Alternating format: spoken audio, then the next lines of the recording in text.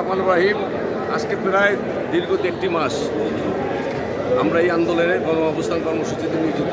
আপনারা জানেন, একটি যৌক্তিক দাবির প্রতি আজকে ঢাকা দক্ষিণ নগরবাসী আজকে এই আন্দোলনে আপনি সম্পৃক্ত হয়েছেন।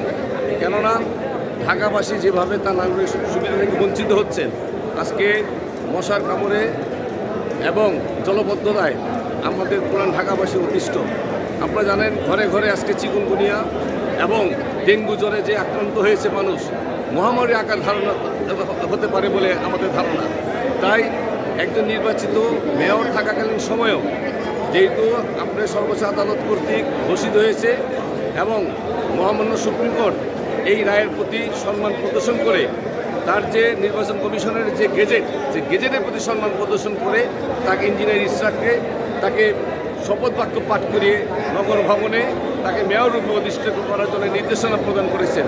এই নির্দেশনা প্রদান করার পরও একটি কুচক্রী মহল দীর্ঘদিন যাবৎ সরকারের ভিতরে ঘাপটি মেরে থাকা কিছু উপদেষ্টা আজকে এই যে রায়, এই যে নির্দেশ, এটাকে বানচাল করার জন্য গভীর ষড়যন্ত্রে লিপ্ত। আমরা চাই মাননীয় প্রধান উপদেষ্টা সর্বজন স্বীকৃত একজন ব্যক্তি, উনি সারা বিশ্বে একজন সমাদৃত ব্যক্তি।